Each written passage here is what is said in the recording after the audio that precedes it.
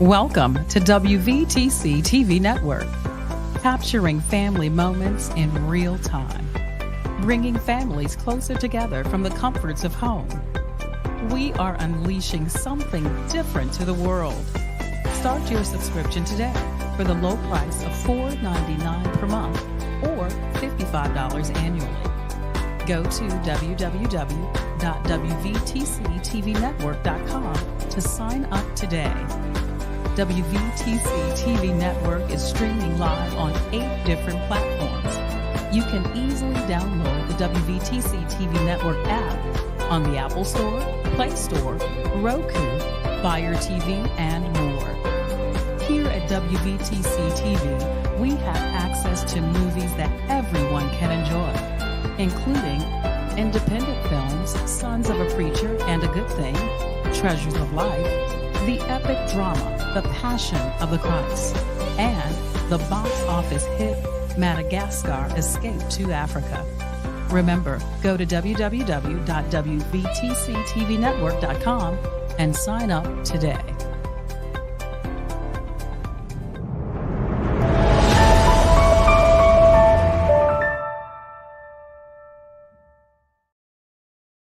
The following program contains views that are not those of WVTC, iNetworks Communications, their subsidiaries, affiliates, or financial supporters.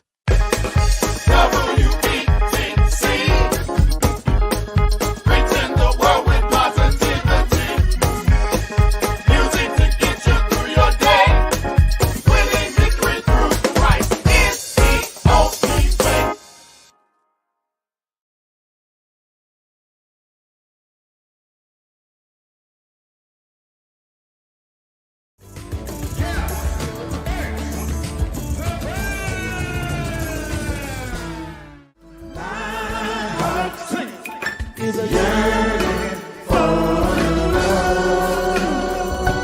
Oh, baby, baby, my heart is a yearning for your love.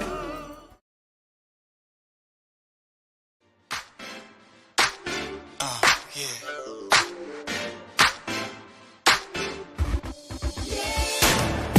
I can tell by the look in your eye that you don't love me anymore. Lately I've been so unsatisfied, and I can't feel you anymore. No, no, no, no. Your love was all I had to give. And you threw it all away, baby. You destroyed the best years of my life. And I got just one thing to say. Everybody's gonna know.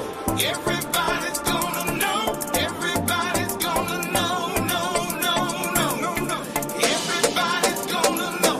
Everybody's gonna know, girl, what you did to me.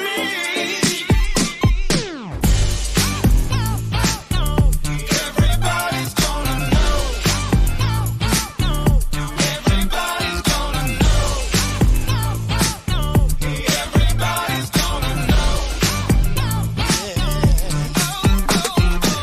Hey, girl, you lied too many times. I ain't got no time to play your games.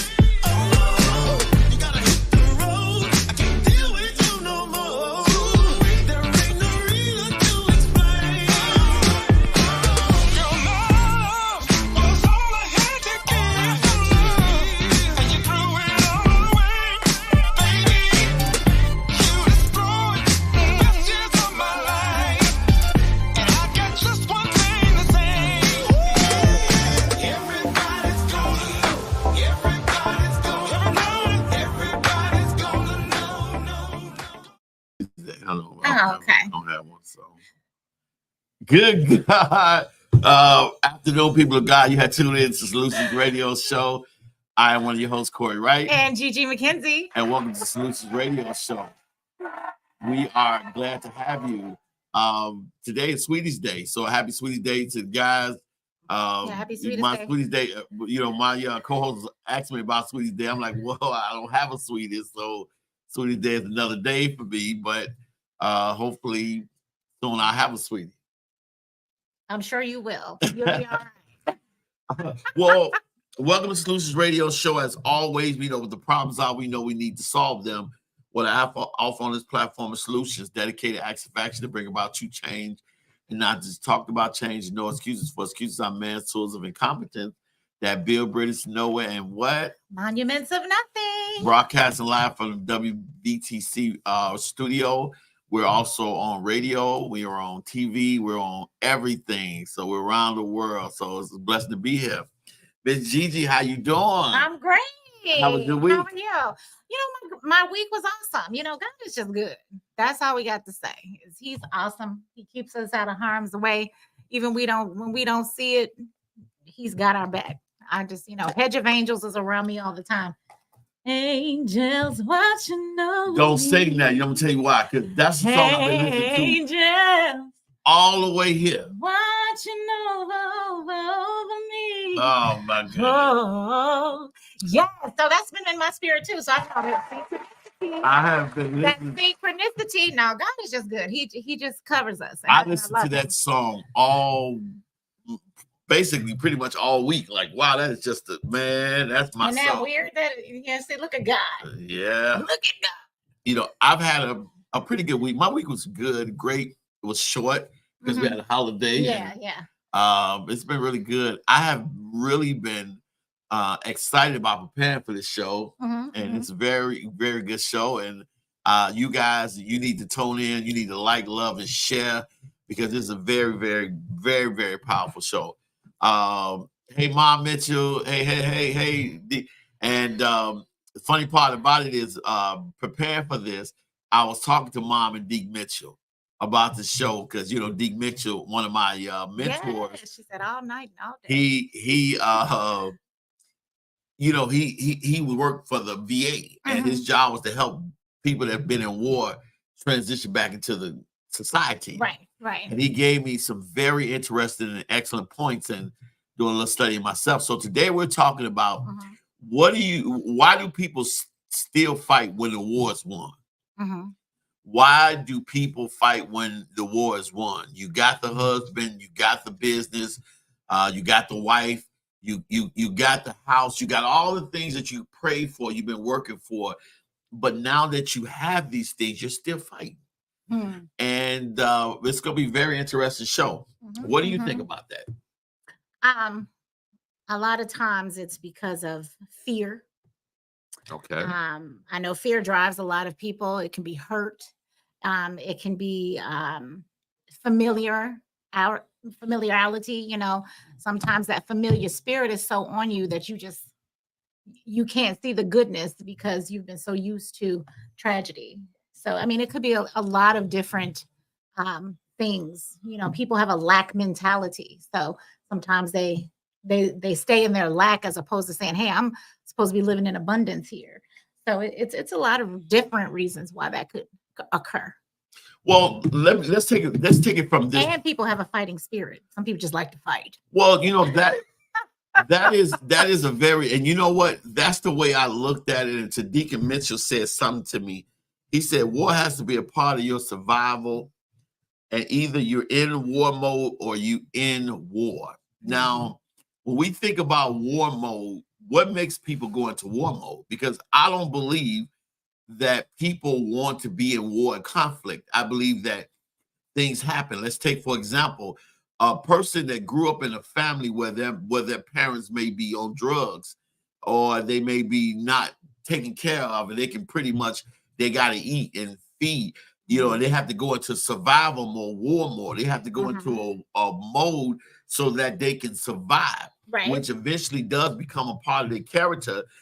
But, when we think about that war mode, every reason why somebody, even in combative people, there was always a root to them being in a war mode. Why, and what is the root of that war when you look at it in that sense? Because there was probably times in your life where you had to go to war, not because you were a combative person, but if you didn't fight, you weren't gonna survive. So yeah, survival mode. I get that. But again, it's a catalyst. It's something that leads you to that space. I don't believe that everybody is just out here combative and wanting to snap off on people. However, there are mental issues with people out here. Mental health zone pastor over here. You have to know that sometimes folks aren't wrapped tight and they need help in that area. But when someone goes through something, when you're used to fighting all the time, you know, Okay. that's what you enter into. Just like, but what is the movie Color Purple? She said, all my life I had to fight. I had to fight my uncles. I had to fight my cousins. I had to fight all these people, you know, and she never thought she would have to fight in her own home. It's like, man, constantly in this mode of having to protect myself. And that's 9 times out of 10, it comes from a place where you've had to step up. You know, some people were never had a childhood, were never able to be a kid and just not worry about anything. Some people don't have that experience of just, you know, hey, I'm, you know, skipping and hopscotching and hula hooping and, you know, having my snack and somebody reading me a bedtime story. No, somebody had to, you know, probably be 14 years old looking after her, you know, brothers and sisters or whatever have you. It's everybody doesn't always have that foundation that's stable. So when you're in an unstable situation and you're living in that and thriving in that and surviving through that, you don't even know how to receive good that comes to you. You still feel like you got to fight for what you have. Even imagine someone going to jail. You know, when they get out, they got they plate like this. You know, like hold on, well, people like That's a baby, bad baby, analogy. ain't nobody gonna take your food, baby. Just go But ahead and enjoy them greens. You know, but no, but you know, it's not safe. it's very easy to be, when we think about it, when we look at it from a point of view where we can kind of be a little cynical about it. But when I was talking to Deacon Mitchell, you know, when we look at what people in that mode had to go through to be in that mode, because see, one thing about war, and I didn't understand it until he really broke it down. War Mhm. is that in order for you to make it out of there, especially in some of the wars like the Korean War, the Vietnam War, World War II, you had to become war in order to survive war. You were not going to, and so what happens is when he said to me, either you in a war mode or you in war, that when people take it that level, they're taking it to a level that called not to make it, but to survive. Like there's a difference in making it and surviving. Like I'm just Mhm. making it, but I had to survive. I had to survive, and I had to, because when we think about trauma, Mhm. we have to fight that trauma. We have to fight the devil. There was a song said, "Man, the devil had a tussle, but I won." Uh-huh. That's You know what I right. mean? That you have to think about that, because most people love angels, and we're talking about angels. You're watching over us, Mhm. but do we really want to see an archangel? Think about that. Think about that. Do we really want to see? When we on his side, Yeah, but yeah. I'm saying though, an archangel, you know, is a He's fight. prepared for war. He's prepared for war. That's right. Now, so when we look at that, we have to look at the fact of the triggers, Mhm. because in order for you to be able to stop fighting, you must be able to defeat your triggers, because your body and your emotions don't know that this is a repeat, Mhm. and that a bad situation will put you all back there. Mhm. That was one of the things that I suffer with before therapy, was emotionalism. And with emotionalism, when somebody hit me, everybody ever hit me in my life, I feel the pain. That Mhm. was the thing. That was the Mhm. thing, that was even in relationships. You know, I didn't get it when people say, "Well, why are you feeling that way? This has all happened." But okay, they said that this has all happened for a person that is suffering from emotionalism or suffer from deep traumas because of the way they had to survive before therapy. Mhm. It was like, okay, you represent all the people that ever hurt me. Okay. And so when you look at that war mode, we look at that fact that, and I'm telling you, when I was studying this, I was really getting deep because I never looked at it in that manner, that person is not the person that did everything to me, but they just did something to me that everything followed. Mhm. So when I look at the mode of why people want to be in war mode or they're still fighting, I have to understand that I can't take or lightly what they had to do to survive.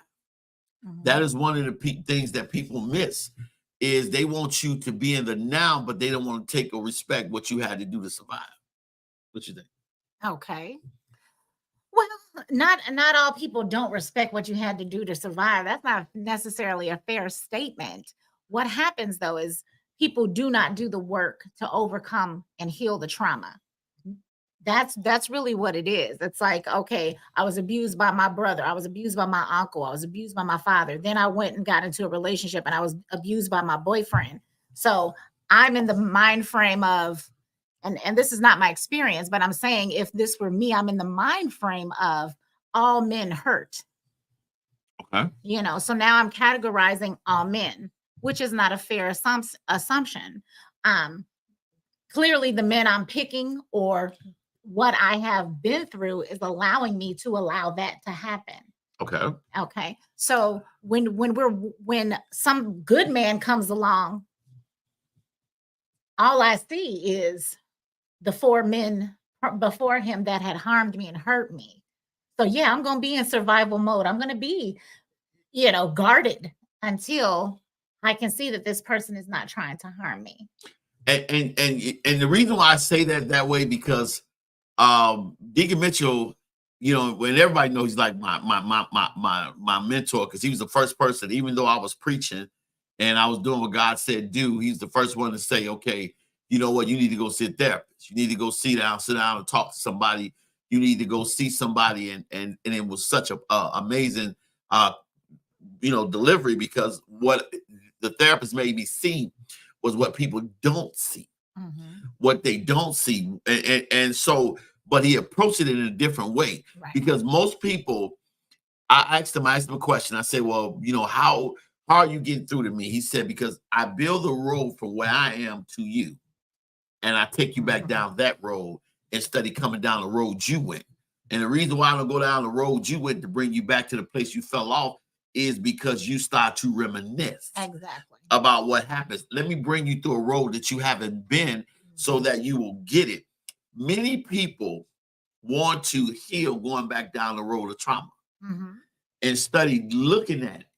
So it's different than looking at it and going back down it. So when we look at people, we don't approach people. We approach people on what we want from them. We approach people on how they look. We approach people on what they offer, but we don't approach people according to their struggles.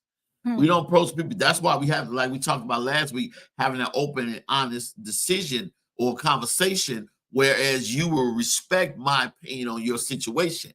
But if, so when I approach you, I have to not take in consideration that you're gorgeous. I have to take in consideration that you're beautiful, you're intelligent, but I also got to take in consideration your situation. Not saying that I'm going to address you or your situation, though, but I have to look at you in that manner so I know how to go with you and proceed, or to even look at your situation and say, this is something I want to go into or something I can do. But my thing is I have to make you feel safe enough where you can get out of survival mode, because most people match people's negative energy or survival mode with survival mode. Because the worst thing you can get is two people in survival mode, because now the actual conversation and the dialogue is ended. It's gone. Once you like there are people I know right now that I think are amazing, gorgeous, great women that I would love to be, but I can't, because the minute you say something that this person don't like or these people don't like, the conversation is over, because everybody's in survival mode. Right. And it's not their fault. It's their situation has become their character. And instead of living in the truth of God and what God can do, they live in their situation. So they're surviving the situation.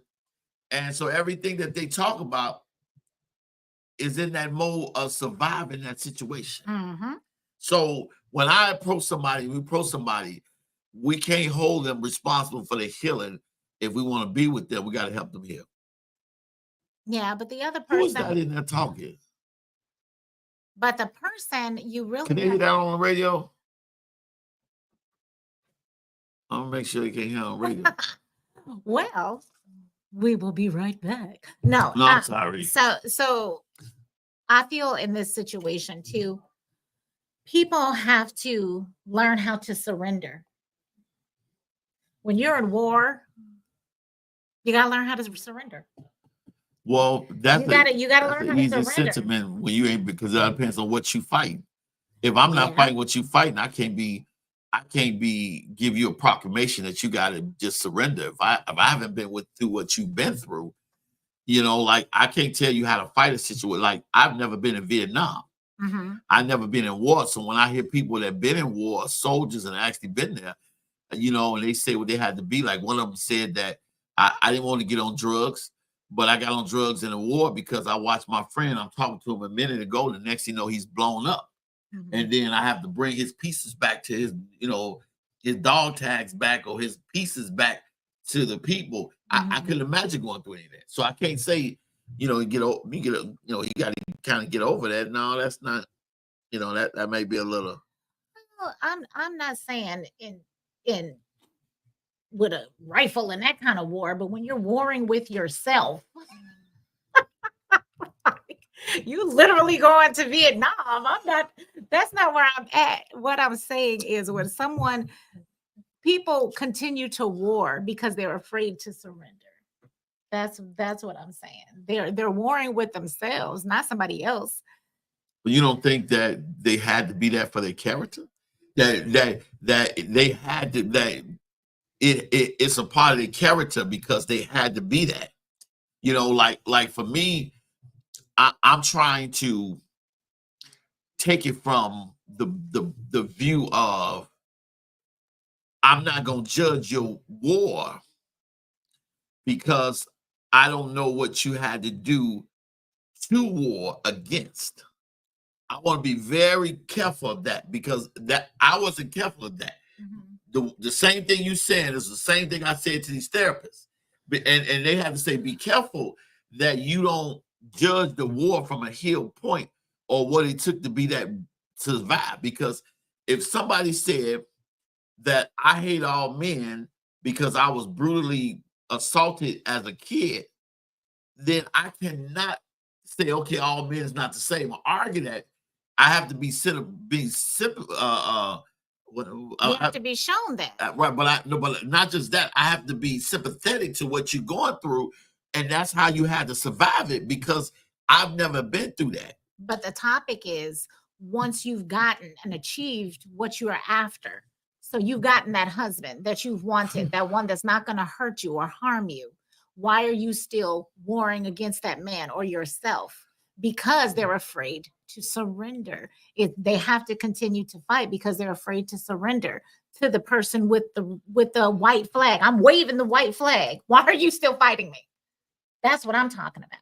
Yeah, but then that really simple. Like there was a good point that someone made to me. It said, it doesn't matter if you resurrected, if you refuse to take off the grave clothes.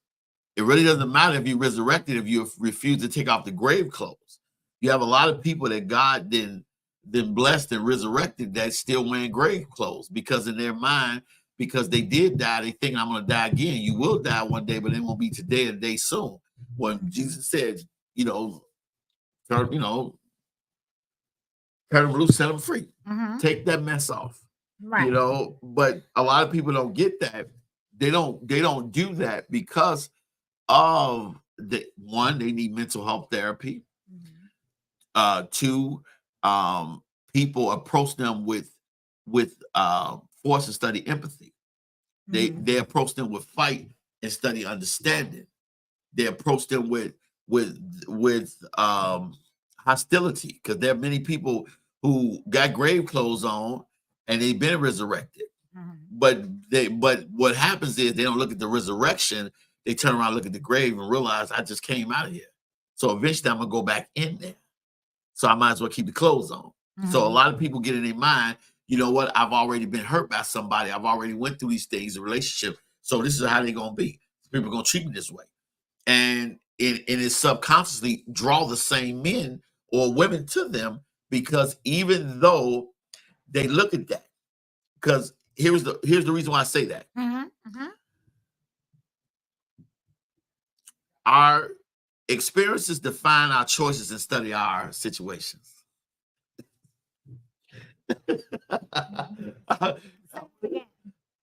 Our experiences define our choices instead of our situation. When I was talking to Dr. Thomas about this, my therapist, and what I'm learning under, he said, our experiences define our choices instead of our situations. A lot of people make decision making off their experiences, and it defines their choices, because eventually it controls their situations. You know, they don't look at what is in God is bringing them in the totality of it. They don't look and try somebody by the Spirit. They don't acknowledge somebody by their fruit. They don't do all the things. They don't ask for the gift of discernment to know what. They don't even believe the word when he said that I will bear witness to what I said. What it is I am going to judge a person by my experiences according to who, or instead of who they were sent to be to me.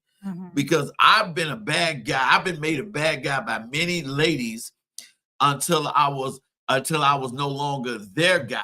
Then I became a good guy, or either a hated guy. Okay. Because what you mean by that? Because a person who loves God, a person that's a gentleman, a person that treats, you know, the skepticism is, what are you after? Or you have to be something or someone, because most people don't realize that I'm a good guy or a good person until I'm gone, until I'm a gone guy now. So what happens is they become enemies afterwards, because they feel like, you know what, there's a blessing. Because in my life, most people have always came on top. You know, they've always, okay, I don't mind losing you, because I'm ahead of what it is, not understanding that the blessing comes with me, or the blessing comes with that person. I heard a preacher say, everybody wants to be the leader until they find out what it takes for that leader to be the leader. That's right. They'll always tell you what it is, and they'll be like, okay, this person is, you know, he the leader, but I can do it better. He should do this. And then what happens is they were not anointed and ordained to be in that position. So what happens is they'll get that position and crumble. Whereas they wonder where the power that was in his life when he was up there, why is it not in my life? Because you weren't ordained to do that. So a lot of times people look at the experiences of what they've been through. You know what? You look like a bad guy. You look like a good guy. That's the reason why so many people are single, because they don't see the gift. They see the experience. Ooh, come on, go out. You gotta stop me on this one. I'm ready for this show.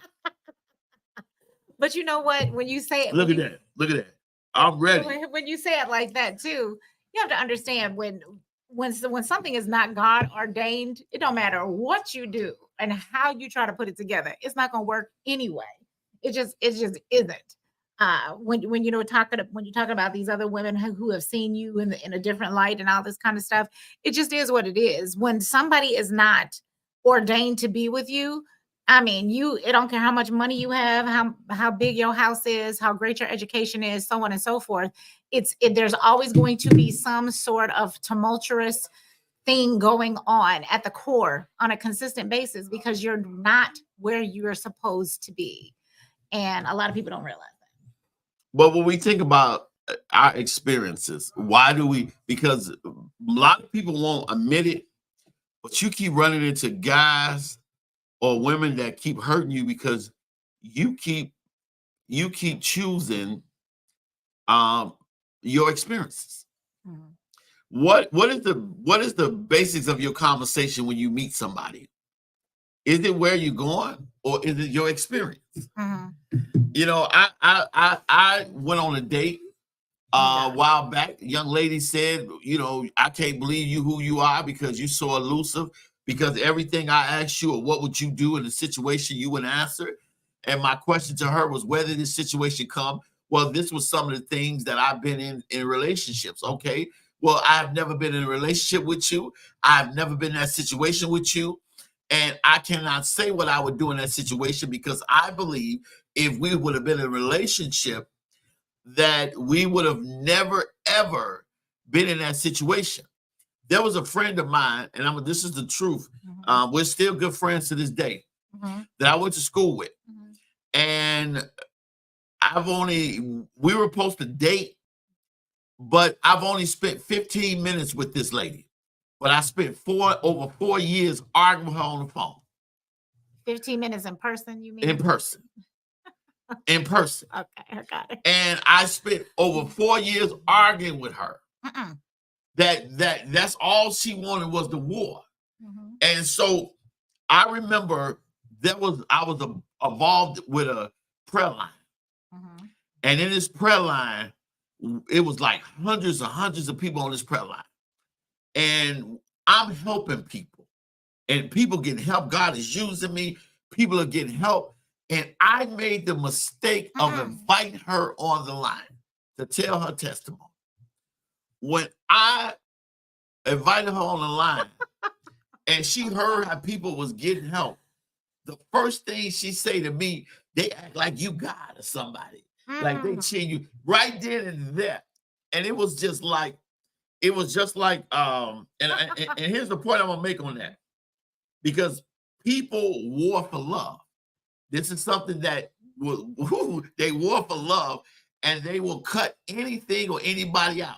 That's why you have so many side chicks. That's why you have so many mistresses. That's why you have so many cheating, because people will war for love. So what happened was, in her mind, I had to get where he is. I wanted his position, and I wanted them to love me the way they were loving on him. So much so that this person even went to the state that they live in to spend time with them. And God showed me something in a prophecy that I revealed to them. Now, it was similar because she told me something that happened to this lady that was on the line.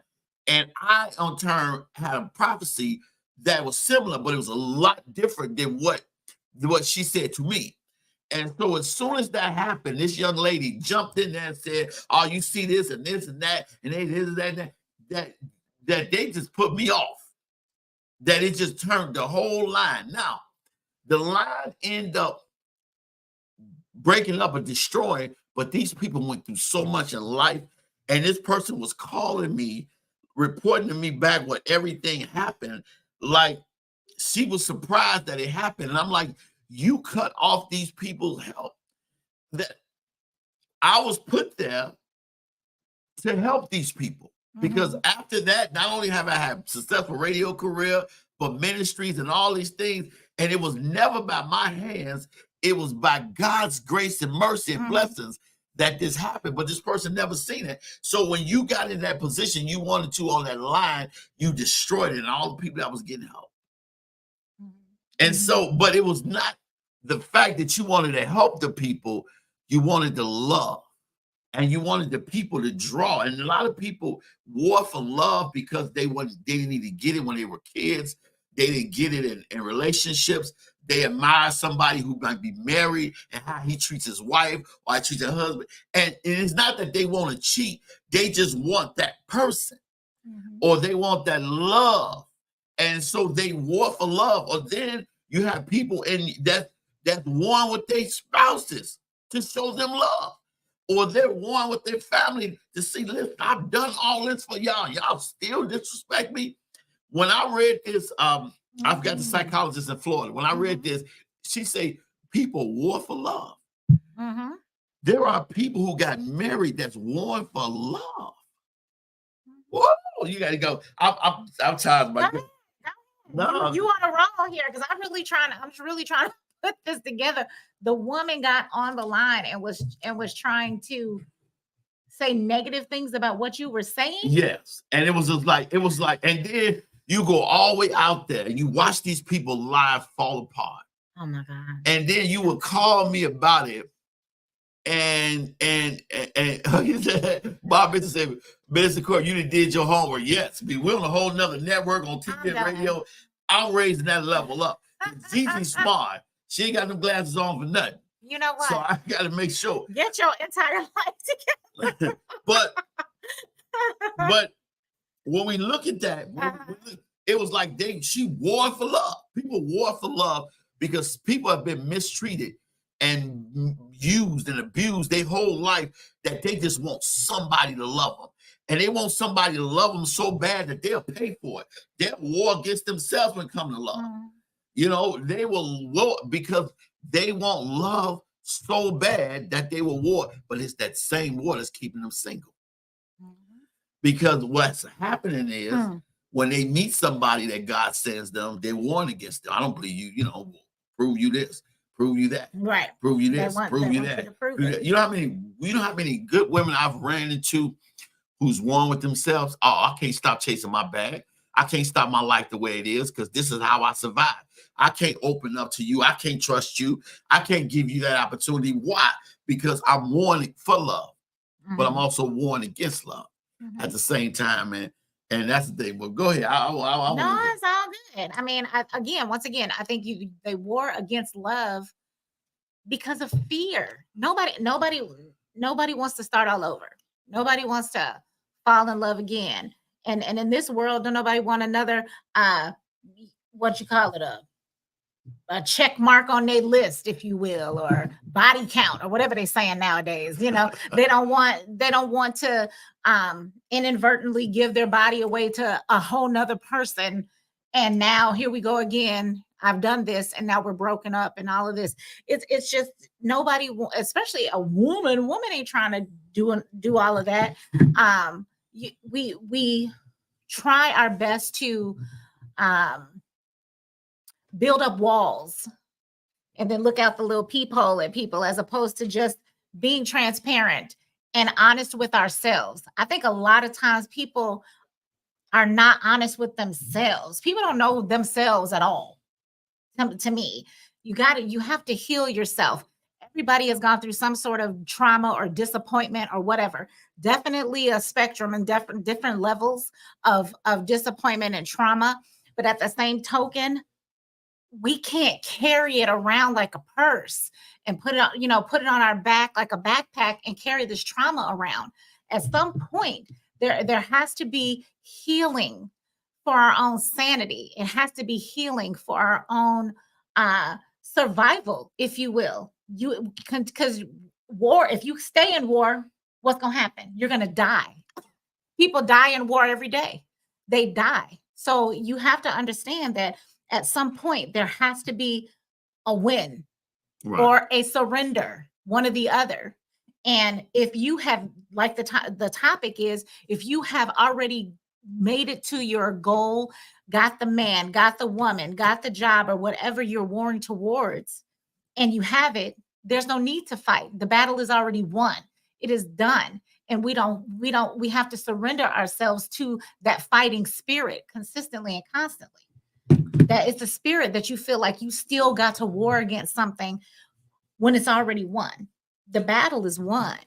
You know, my thing is, and here I'm going to go into Deacon Mitchell's perspective. Deacon Mitchell made me think about something in preparing for the show. He talked about PTSD. Yes. People with PTSD have an intense, disturbing thoughts and feelings related to their experiences that last long after the traumatic event has ended. Let me just say that again, because this is where we don't show people enough grace in dealing with situations. We don't show them enough grace in meeting them. We don't show them enough grace in this, because a lot of times we're frustrated with people for not moving because we don't understand the lasting effects it have on people in war. So even if God gave you the husband, gave you the blessing, gave you the job, gave you the business, gave you what you prayed for. You know, if you don't deal with the lasting effects and you got PTSD, then you're going to react in a manner no matter what you get. And that is because you have a disturbance, intense disturbing thoughts feeling related to their experiences that last long after the traumatic event has happened. They may relive the event through flashbacks and nightmares. They may feel sadness, fear, anger, and they may detach or estrange from other people. And it's because they haven't dealt with that. Because one of the things that people that are sick and they make sick decisions and their actions are sick. That's one thing that helped me heal. That Dr. Thomas used to always tell me every therapy session is you can't beat yourself up for being sick. You can't feel bad for being sick. Wow. You can't be a nurse and beat up on the patients for acting out because they're sick. Right. And so that is the disturbing trend in many churches where you have a lot of pastors and leaders beating up on members, saying that they're disruptive, unteachable, unreachable because they have mental health issues. You have a lot of people being ordained nowadays that's in pulpits and lead churches who have mental health issues. That's right. That we're giving them positions because knowing if they didn't have that position of integrity, their life would be worth nothing. Nobody be listening to them. That's And right. a lot of people are heard from position opposed to positioning or working. That's right. And so when we look at that PTSD, we have to look at the fact that some people are going through certain things. They're going through things. They're dealing with things, and they don't understand that, okay, we got to take them out of war.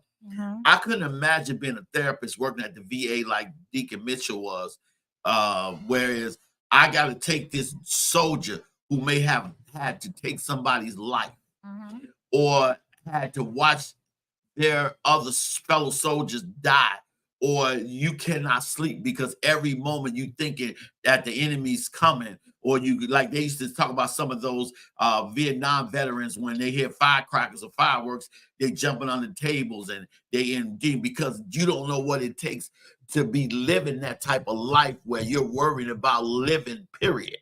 You know, so to take that person and then remove the layers of who or what they had to go through so they could be a productive member in society, I couldn't imagine. But then going through therapy and realizing that my layers that was removed was what I was attracted. So everybody was a manifestation of what I've been through in life that I haven't let go, and it was a manifestation of that. So I didn't see them for who they were. Now, when I look at that PTSD, he said something that I thought was really funny. He said, someone who has been burned by a stove takes a long time to touch a cool stove or cook a meal. That's true. That ain't funny. That's like for real. These are what these Deacon Mitchell But I'm just saying, if you've been bit by a dog, you think you're gonna be playing Touch a with a dog? dog? No, No, ain't you're gonna gonna be like, put your dog away before I come over. That's just how that is. But we have to approach people with PTSD in a manner whereas we help. Because I've learned that had I helped people more, or I had to help, or I was the person I was today and help people more, now I would probably be in better positions as far as relationship wise or things of that nature, because I have to realize that some people need help opposed to lecturing, opposed to fighting. Because one of the worst things we can do is we can let somebody's PTSD become our enemy. And instead of loving them, we fight them. Right. Or we approach people the same way and we get into the stigma of me versus you instead of us versus us. You know, we make us you and me instead of togetherness, because if I fail, you fail. Right. You fail, I fail. Right. But we don't have that because we want people to have it all together because we got it all together, or we got it to a certain point. And we can't get into relationships and situations like that where we want to judge people from where we stand. Because once we do that, we've closed our minds to the possibilities of us helping. The people that go into relationships have to have that that understanding though, going into it, that this person may not be at the mental level or the emotional level as I am, and be able to have the grace to extend to let them know, hey, I'm going to be patient with you until we get you through whatever you're dealing with. Just like on the show last week, we were talking about, people carrying all this luggage. You have to help them unpack that luggage. Especially if you want to share your life with a person, you can't just be like, take me as I am. No, we working to make each other better. And when you realize that in your mind, nobody's perfect. I'm not perfect. You're not perfect over there. You thinking you Denzel Washington all day long, whatever. So the point is when we're not a perfect vessel, we have to make sure that we're extending that same grace to someone else to say, hey, we're going to work to be better together, because that makes more sense than warring on your own. And then this is the thing about that. And most people say they're not at war, but one of the telltale signs of war is what is on your agenda. What is your broad conversation? What is your conversation about? A lot of people say, well, you know what? I'm not that person, or I'm not in war. I'm not fighting. Well, what is your dialogue? What is the basis of your dialogue, the root of your dialogue, the tree of your experiences? What are you talking about? I have been on the phone with people who go on and on and on about their problems. They go on. When you're really rooted in deep trauma is when you don't let anybody interject and you keep talking about your problems like they're interested in your problems like you're interested in your own problems. Like this person wants to hear you go on for 3 hours about how bad life is. Like there are people, there are 3 categories of people who want to praise your trauma. There are people who want you to be listeners, sit there and listen to what they got to say about all they got to say, and tell them. There are people who want the parts of you without you to continue to bless them. And there are the parts of you without you. One of the things that I've learned and I used to do was to give people the best of me without giving them me. Oh, okay. I get what you're saying. That I'll give you, like, people want relationship benefits without the actual relationship. Person. I get it. And a lot of people do that. Like, I'm just your friend, but I need you to help me in every which way you can help me, but I'm still just your friend. I understand. You know what I mean? I'm going to keep you in friend zone outside of the blessings. But at the blessings, we ain't got no friend zone. You man, listen, you can go give me $1 million worth of stuff. Come cut my grass. Cut my grass, help me here. Listen to me. And so when we was okay. We running now. Tornado. You heard it. There was a noise. We were ready to jump. My co-host a pump. You see her seeing a little thing? She about to run, grabbing all over me, about to run. We know if it's a hard pitch, I'm getting killed because she out of here. Like, okay, yeah, kill him first. I'll be out of here. You see? Oh, she gonna get ready. She get ready to run. Thank you for being there for me, Gigi. Oh, I'm so sorry. Anyway, he running, but when we think about that, we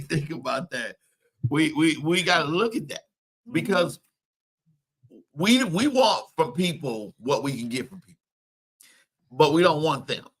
So when I look at the fact of dealing with people, one of the greatest points that I was studying about was people who fight in new blessings or enter new blessings with old relationship agendas. I want to say that again, because we're going to really get deep into this. Because I like this part. Come on. This is the part that people fight in new blessings, or they enter new blessings with old relationship agendas. I want you to, what did that make? You want an analogy on that? You want Go ahead. You can, just for the listeners and everything. Because what happens is God has something, somebody, or a situation set up according to his glory, not to our perspective. Do I need to say that again? Yes, yeah, we need the clapping thing. God has a blessing set up for his glory, not according to our perspective or our experiences or our losses. Mhm. I want to say that was something, and I was looking at um, a young therapist in Ethiopia, African guy, when he was talking about this. Mhm, He mhm. said that people fighting their new blessings, and he says that they enter into new blessings with old relationship agendas, that they want a new relationship to fulfill what an old relationship didn't, to prove that it was Mhm. never them in the relationship. Come He on. also said that there are a lot of people who are equipped to do things they're never ordained to do. That's true. They're entering into a new blessing, doing what they can do, but not what they're ordained to do. Like I am not ordained to sing. I can sing if Uh, I choose, but Gigi is uh, ordained to sing. okay. Her voice is anointed. So when she enter into a new blessing, when it comes to singing, or somebody say, I got this song for you, Mhm. she fits right in because that's just who she is. But if she get in there and say, well, I want to get behind the keyboard and create something, no, Nah, not gonna happen. give me a set of drumsticks. No, So thank you. he says that many people, they go into new blessings fighting, Mm-hmm. and they'll enter into new blessings with old relationship or experience genders. Mm-hmm. And that where God taking you, the husband he gave you, the wife he gave you, the house he gave you, the business he gave you, is all for his glory, not for your perspective, not for your experiences, or not for your deficit in any of that. Mm-hmm. One of the things that I had to learn the hard way into a prophet, June Come on. and prophet Greta Mhm. revealed to me that God held up what he has for me until I realized that it was never for me. Mhm. The blessings, everything was never for me. It was all to help me do ministry in a better way. Mhm. It was all for me to be blessed in ministry, to help people. It was never for me, but my agenda was to get this, Hmm. to show people that I'm blessed, to show people you should have treated me better, to show people, look at what I've accomplished and everything. And God said, no, let me pull an onion off that. Let me show you why you in. Now that you on track, now what I got for you has purpose, Mhm. my Mhm. purpose. Right. And now I can bless you with it. That's So what right. you think about that, Gigi? Well, you know what? Us trying to show up somebody else is never going to be working. Only God can do that. Only he can show what he can do to show others who he is. Period. You know, us doing it is a feeble attempt. But I feel that I don't know why grace is just in my spirit for today. And I believe that it's because of this topic. There's so much grace that needs to be extended on everybody's end. When you go into any type of a relationship or friendship, partnership, and business, grace needs to be extended. Okay. You have to extend grace. Not everybody is not perfect. Everybody's had a bad experience. I mean, you had a bad business experience, but you extended grace, and look where God has planted your feet. You have to understand we don't always have to war against anything, because God is the one that is going to fight our battles. And personally, I had to figure that out.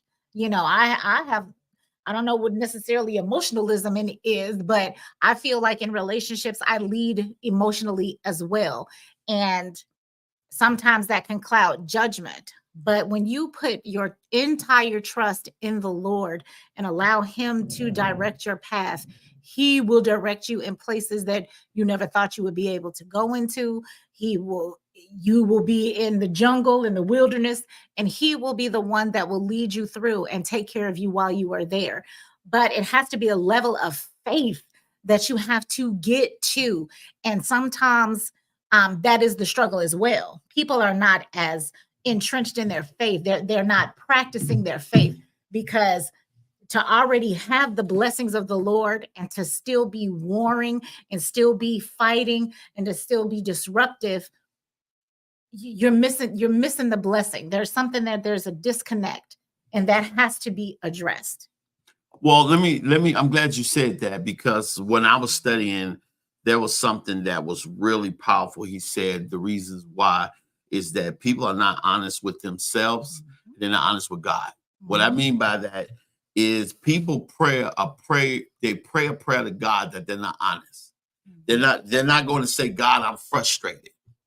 God, I'm tired of losing. God, I'm angry because you didn't answer me at this time. God, I'm angry with the things that's happening. They're not going to say those things because they feel like God doesn't know their heart, so they're going to pray a prayer to God, or in front of people, whereas they're going to pray that, God, I know your will be done, and God, I know you got this, but in their mind, they don't believe. They don't, they don't say a prayer. Yet you slay me. They don't. They don't fall on their face and they don't say the things. They're not ready for the rhetorical question that God asked when He said, "Can these bones live?" See, they're not ready for that. So what happens is they're not honest with themselves, and they're not honest with God. Right. They're not talking to God as their Father. They're praying as something to do. Where there's no trueness on what I'm going. God, I'm suffering. I'm going through it. God, I need you right now. I don't know what that song said. Not another second, not another minute, not another hour. I need you now. I need you to hear me now. I can't do it. I'm tired of this. I'm tired of that. Prophet June exposed that when he came to me, because she said, God seen that you were angry. He's seen that you was upset, that stuff had stopped. He's seen that, the tears. He's seen those things, but people won't be real with God. Right. Like God don't know. Like your prayers, set them alone like they were doing in the synagogue. Lord, bless me and all that. No, speak the truth. But then they're honest with themselves. Because you can judge a person's integrity and character when you give them power and blessings. Say that again. You can judge a person's integrity and their character when they give you blessings. That's the reason why people always say people sell out when they get money. They've been sold out. They didn't have no money to sell out. Right. Or a person, they get to a point now they don't want you. They didn't want you in the first place. You were just good for them at that point. They never wanted you. Or you know what? Now I got the business, or I got the title, or now I'm doctor this, or apostle this, or pastor this, and it goes to their head. And then they think, oh, wow, give me accolades because of my position. No. This person, you're still broken before you became doctor this. You're still double-minded and broken before you became pastor this. Come on. You still broken and double-minded before you became bishop this. Right. Why? So when you get in your new blessings, you let the blessings make you, instead of you coming and having great stewardship skills, because you were doing good with a little bit. Right. And that's what a lot of people don't get. They don't understand. Because they're looking at the fact that I'm going into the blessings. Now, he said people go into new blessings, new relationships, and new things with old relationship agendas. They want to subconsciously prove to the world, to the naysayers, and to the person they were with that they were never wrong. And the best way you can do that is to get with a new person and do all the things that you couldn't do with that old person. People say, well, there is no self-gratification. Yes, it is. There is no self-gratification. Yes, it is. People may not admit that, but yes, it is. Because I ain't gonna lie. There's times that, when I thought being on different places, that I thought person could have treated me better, but then now I'm in a better place. Yeah, it felt good. I didn't do it in a boastful manner, but it felt good. It felt good. Or you get with somebody that really loves you after people didn't love you. Oh, that feel good. But we cannot go in there with that agenda.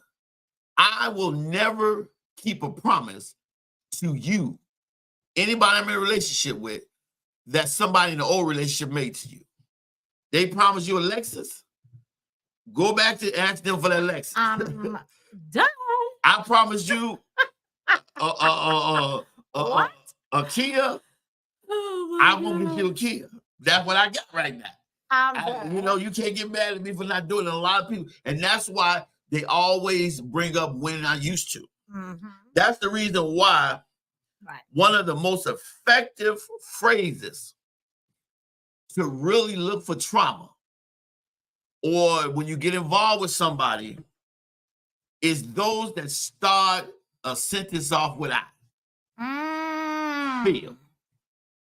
When anybody start a relationship or a sentence off with I feel, that's when you got to do it, because now it is the avoidance and the blame.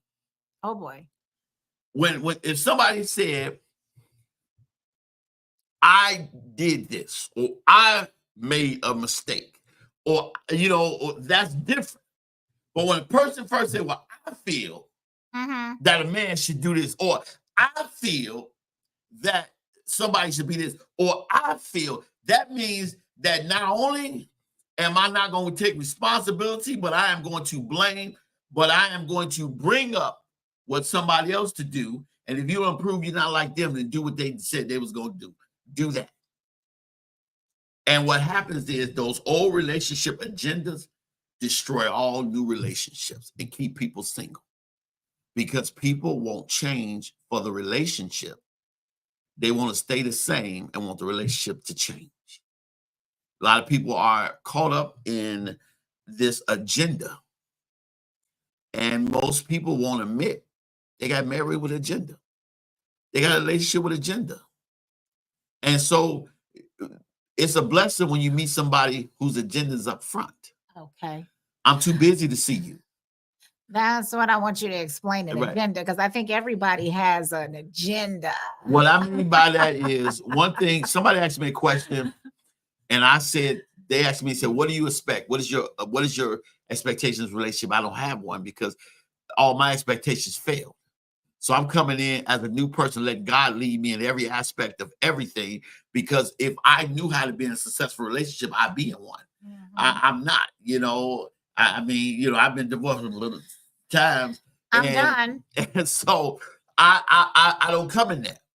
I don't come in there like I've been a pastor, and I spoke many things, taught many things, but I'm good with just sitting down in somebody's church and getting fed. I'm okay with that. You ain't got to put me nowhere. No, I'm okay with that, because I understand that I don't come with an agenda. I don't come with agendas. I don't come with trying to prove myself to somebody. I don't come with that.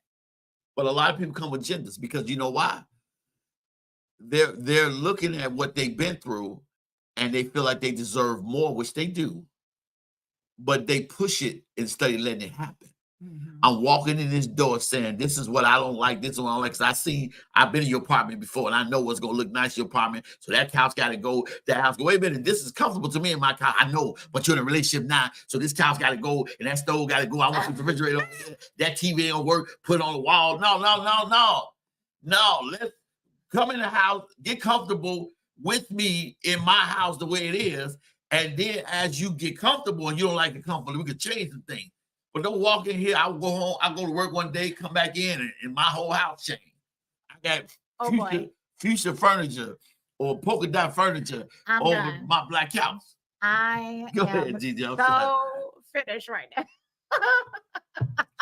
Well, I think. Well, someone said once before, if you go into a marriage with expectations, it will fail. And I believe that to an extent. Things have to be, you have to figure out why you want to be with somebody yourself. And they have to understand that too. You can't, like you said, you can't push your agenda on other people. That's not what people are together for. What is it, Paul? He's the one that said, folks don't have to get married. You know what I'm saying? Stay single, because marriage brings a lot of problems and trouble, and whatever he said specifically, I think he said a lot of trouble. But the point is you want to spend the rest of your life with someone, and you want to fight with them, I'm very confused with that. When you choose to be with somebody for the rest of your life, feelings to me, this should be your best friend, somebody that you want the best for, right? So if I want the best for you and you want the best for me, why are we fighting? Are you going to agree on everything? Absolutely not. But I still think that there is a way to be with someone without the fighting. I don't get that. What if you can't? What if you won't get to the root of it? Because like think about what it says, the statement when the effective communication is when somebody say I feel. Like you got to think about it. How many times have Well, you if someone says to me, I feel, if I care about them, I want to understand how they feel, and vice versa. I feel I believe that if somebody cares about me, they want to know how I feel. But if the feeling that I'm feeling is negative towards that person, then how do we remedy that? Then there needs to be a remedy now. I think the worst thing is when people don't say I feel and they ignore how they're feeling and how the other person is operating in their life. Then there can be months, years without that communication. That person might think that they're doing the greatest thing. My husband brings me flowers every day, and I say thank you, but then I'm allergic to flowers and I can't stand them, really. But I don't tell him that that's not what I want. I'd rather you bring me cupcakes or whatever. Both of us are wasting our time. Give me flowers, but I'm just using that as an analogy. Why are you wasting your time bringing me that? Well, this is how I show my love. I want to bring you flowers. But why would you want to bring me something that I don't enjoy? It's like, it don't make sense to me. well, you know what that's My analogy, he'd be like, what that is too good. But it's true. You know what? When people say I feel, they are sometimes that's good to tell people how you feel. But when you start off with I feel, most times you want to give a place where you're not going to budge or move in. Most people that say that I feel a certain way, they're not budging it. Because one of the things, the reason like we talked about earlier with PTSD, and then we talked about war, the mold people in. Some people are in a mold because they survived. I know a wonderful lady who have been through the most horrific things. She's been a kid.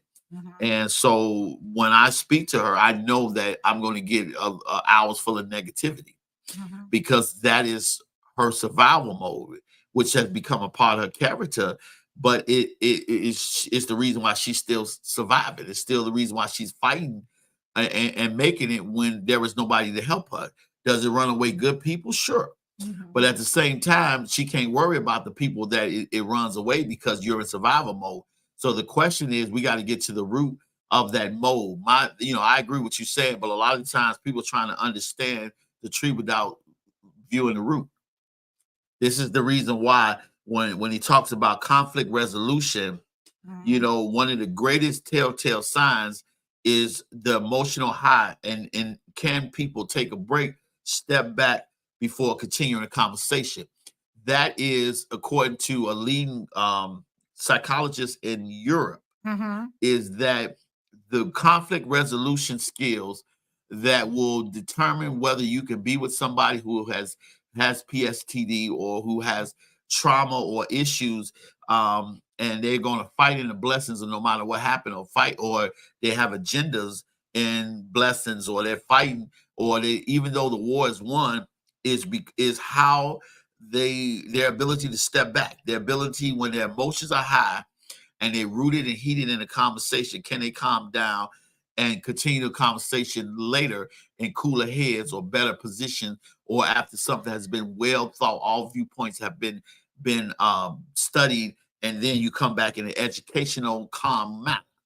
If a person gets to a point where they have to go on in that and they can't take a break, or when emotions are high, that is a person that you're going to be at war with, because war cannot stop, because their mode won't let it stop, because that's the only way they can win. Mm.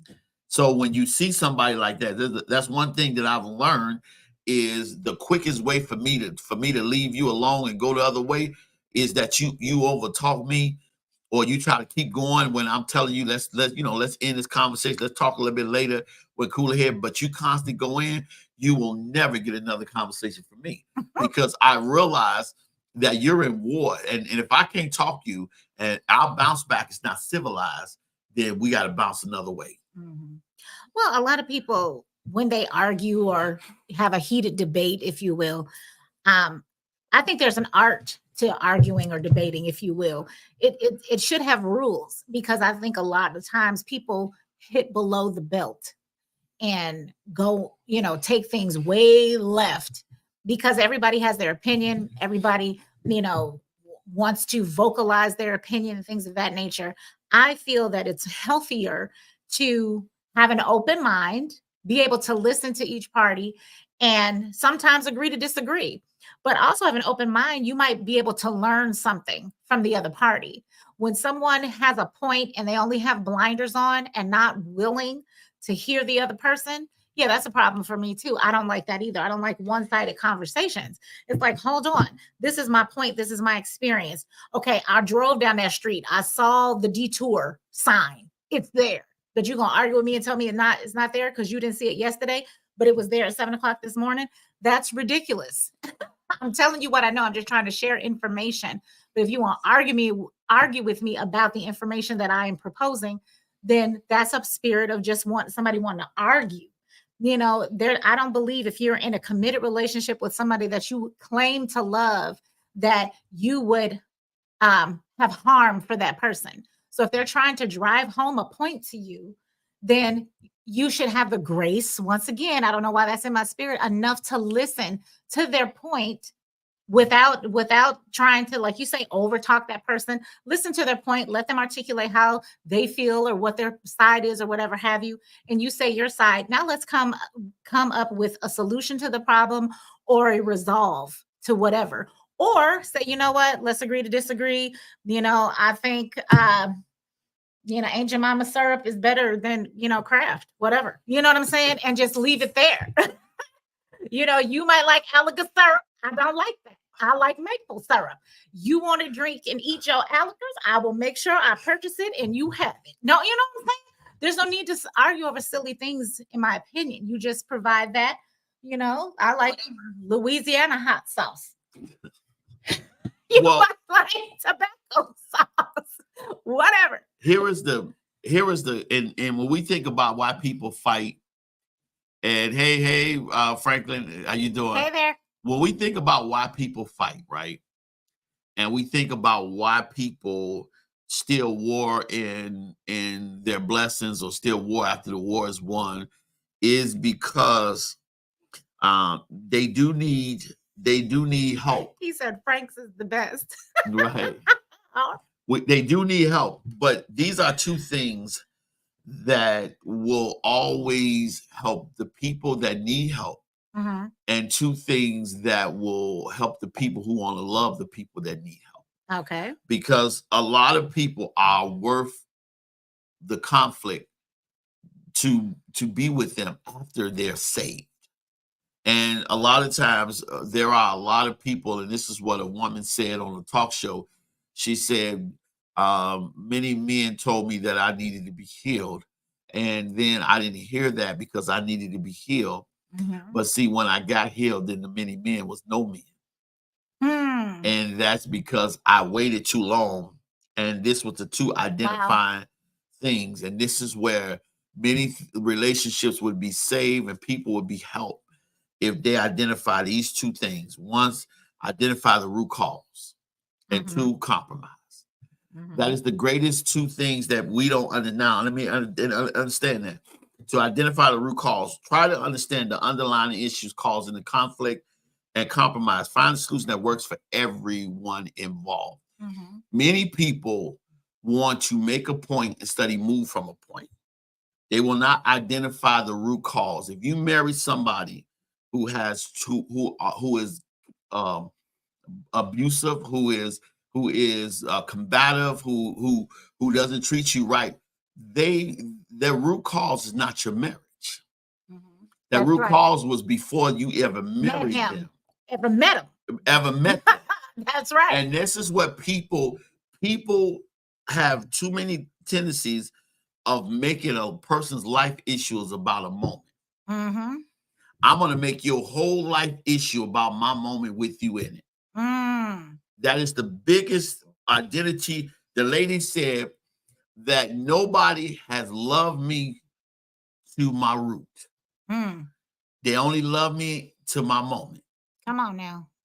And until we identify the root, we will never understand a person or never help them, win them over, or love them correct. Because you cannot love a tree without feeding the roots. Mm-hmm. Or you can never get up a tree or unless you know the roots. Understand, God used the analogy for a reason. You can tell a tree by the fruit it bears because he's the roots. Mm-hmm. So his tree is going to bear fruit. That's going to happen, and the roots is keeping it down so it can bear those fruits. And it's coming from, there's nourishments and things from the bottom of that tree that allows that tree to send up nutritions in the tree so that it can bear tree fruit for people to be able to eat. So we have to understand, we have to identify the root and stop fighting with people about what's now and not deal with the root. Second is compromise. There is a point that I'm not going to win in, and there is a point that you're not going to win in. But there is a point that we can both get in that we both going to win. Mm-hmm. When I used to date, and this is the truth, years ago, Mm-hmm. the first date I would take a person to was a buffet. Mm-mm. There was a buffet of restaurants. Y'all laughing, but there was a buffet of restaurants. Okay. And I didn't know what this person eat. So when we got to this buffet, it was a nice restaurant, but they served different types of food. Like Taste of Chicago. Right. Okay, I got you. Upscale, Uh-huh. but they served different types of food. So all right, I like it. they had a place where you're a vegetarian, you don't want steak, you want seafood, you want chicken, you want baked chicken, you want so they had it all. All right. And the thing was, this person loves seafood. Well, certain seafood I can't eat. I'm allergic to shellfish. Oh. So I went to a place, which I probably could have found some catfish or something else there, but I went to a place where I can have me a steak and you can have your seafood. We still having lunch or dinner together. We both happy. Right. But it's a compromise. So I didn't win with your seafood place, but you didn't win with my steak place, but we won because we both ate. But the root cause of it. Now, per se, well, why did we just go to a seafood restaurant? The root cause is I'm allergic to certain seafood. I can get sick. So I know you don't want me to get sick, especially if you care for me. So then that's a hard one. Nobody want no harm to come to you. what I'm saying is there are people right now frustrated with their mates, they're frustrated with their friends, they're frustrated with their churches, they're frustrated with people right now because they only look at them as the moment. They don't look at their root. They don't even try to get to their root. Wow. Because a lot of times, if you help somebody get to their root and dig it up, you'd be surprised how many relationships will be saved. That was something I had to learn the hard way. That's something my therapist said to me recently in a training class. He said, man, you'd be surprised how many relationships you could have saved if you would have got to the person's root. If you stop talking to them and start dealing with their root. Stop looking at them as having a problem and start dealing with the fact that there was a problem that grew into this tree. Then, we got to get to the root. If you're going to get in, you got to get to why. So what did your research say about getting to the root? How do you get to that root? Okay. Just like we compromise, we think about the emotional management. He talked about emotional management, self-awareness, recognizing your triggers and learn to manage your emotions. That is one of the main things because see, here's the thing. If I'm trying to get to your root, I have to be emotionally sound and I have to be triggered. I have to eliminate my triggers. Trigger free. Yeah, trigger free. I have to be trigger free in order to, because here's the thing. If I take you to a journey to your roots that trigger my triggers, then what happens is we're fighting on a path. So I have to make sure that I'm trigger free. I had to make sure that there is nothing on your journey that's going to trigger my triggers. And I've done that. One of the things that most people don't want to get is we talk at people. We don't talk to them. Once they teed us off, there is nothing they can say. And if they don't say what we want them to say, nothing else they can say. Because we're never going to look at this person, this partner, as their root. We're never going to figure out what it is we got to get to. And what we're going to do is we're going to let it drive us out of the relationship because why? I don't want to deal with it no more. What if the person has a guarded root? You can't even get to it. Okay. I've learned, and when we talk about respecting personal space, understand someone needs to be alone, but understand how to get a person to not be alone. Is this because when we enter somebody's space, we can enter with Thanksgiving or we can enter with friction. We can enter in it with movement because a lot of times people are ready for our fight. The devil doesn't know what we're thinking, and it was even said the devil can't even read.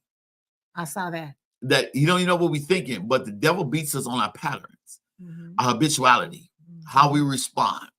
Because the greatest mode of stalemate is responding the same way at the same time. I'm gonna respond this way no matter what somebody say, because you know why? I won't not only identify the root, but I want to look at the fact that I won't be honest about my triggers. Because here's the thing. If your triggers and your emotional stability is in place, whatever somebody does to you won't draw you into that place. That's right. No matter how much you love them, it won't draw them into that place. Somebody say something to you, you're not going to react. You're not going to go in and you're not going to do that. But when we look at somebody's situation of recognizing their triggers, we don't recognize that the person that need the root help can recognize our triggers and pull our triggers. Because you can't tell me the person you love don't know how to upset you. Oh yeah. Talk about it. We need the buttons right here. They know how to go beep, beep, beep, beep, beep, pressing all types of buttons. Good, bad, or indifferent. You know, they know how to melt your heart with flowers or know how to, ease into asking to buy that Lamborghini or whatever by what they say and they do. But they also know how to upset your spirit real quick, rustle them feathers, pee you off, the whole thing. You just be like, you know what? But I think that goes back into knowing who you are and knowing how to control yourself. Self-control is a huge thing. A lot of people don't have good self-control. Okay. But because God does not give us the spirit of fear, but of power, love, and a sound mind. If your mind is sound and you have self-control, you have won the battle, because that means nobody can get you off your square. And you become a better partner to somebody who is warring, because, they're not going to be able to pull you into their narrative. Pretty much, you're going to be able to be that calm source while they're warring. Because just like you said at the top of the show, if you got two people warring, that's just a lost battle, because two people can't be in that same frame. It's just not going to work. Now, how do you think people, let me ask you this question, because thank you for letting me do this topic. I've been really talking. I didn't mean to. No, you've been good. This is good. This is good meat for people. And then your next week, you'll be you. You got your guest? I know. No, we got to get that together, but we will have one. Don't worry about it. All right.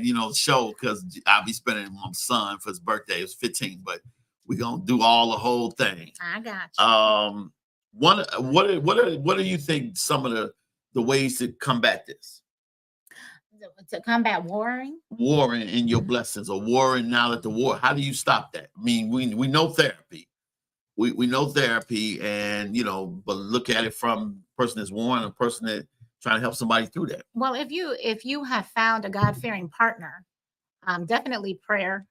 Inviting that person into your worship time, your Bible time, your study time. And pouring love, is a lot of times, I know love covers a multitude of sins. You just have to almost overlove people, but also not fall into their narrative too. I think that's the biggest thing.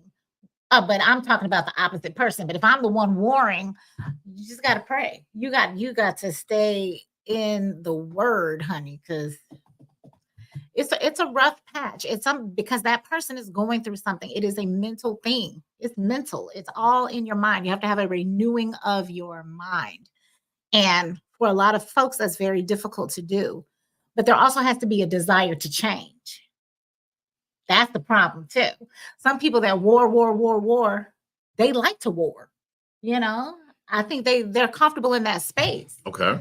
So if you're comfortable in that space, constantly in conflict with people or whatever have you, there has to be a desire to change that behavior. Otherwise, it's going to continue. What did my shirt say? Made by the struggle. Made by the struggle. Okay. When we have to look at it, my esteemed colleague, Miss Gigi, makes some great points, but I also believe that I don't believe that people want to be in conflict or want to be war. People just want to fight. I believe that there's a root, and I also believe that their root is deep embedded in their ability to survive. Because one of the things we can do is we can judge people from when we get them opposed to where they come from. That there is always a journey on who it is. So one of the things you have to do is when we set our boundaries in the beginning, we have to establish the rules for communication. We have to upfront. This is what we're going to talk about, hard subjects, but we're going to discuss subjects this way. Because one of the things that understanding cannot come in chaos. Can't come in argument, come in fighting, has to come in calm dialogue. And when we cannot set rules, that there are rules in order to talk to me that you have to follow to talk to me or to talk to me. Mm-hmm. Because again, if you argue with somebody that is stupid, all they're going to do is bring you down to their level and beat you with experience. And there's the truth. You're never going to be the ignorant person and being ignorant because they're ignorant person. So sometimes you have to understand, you have to agree on how to discuss difficult topics. It's not just agree to how to talk to me, but we got to agree on how we approach difficult subjects. Now, one of the things that I've learned is somebody that won't help bad enough will follow. See, a lot of times I've learned, and I told somebody this, is that you want your kids to do something different. You got to show them a better example, not tell them about a better example or tell them to do stuff that my kids know from my experience what type of man I am. Mm-hmm. They know from my experience what type of, how I approach stuff. They know from my experience, I will never tell them to do something that I wouldn't do, even though I have the authority granted to me by God as their parent to tell them to do something. But I want to show them. So a lot of times people telling them a better way won't show people a better way, and they won't get to the root of things when they establish the rules for communication. We must not psychoanalyze person or not speak to people from a place that we heal. We have to speak to a person from the place they are in. Mm-hmm. That's the greatest part about Jesus, because Jesus bought a throne this high up to a man this low down. And he brought it together, where after he rose from the grave and the veil was torn, we were able to go to God ourselves. And then we under the disposition of the Holy Spirit. So we became a church, study, and temple. And so, but we have to be able to meet people where they are. Mm-hmm. And then we have to understand if what they bring to us is not good for us, then we just got to let them go. It's not rejection, taking what don't work for you. You're a wonderful person. You're a great person. You're a beautiful person. But what you do when you're in the extravagance of your life or the extremities of your life does not work for me. Mm-hmm. Does not. So when I think about a calm situation turning tense, I got to see the bounce back. The bounce back, because the people don't have good bounce back and they don't have good walk away.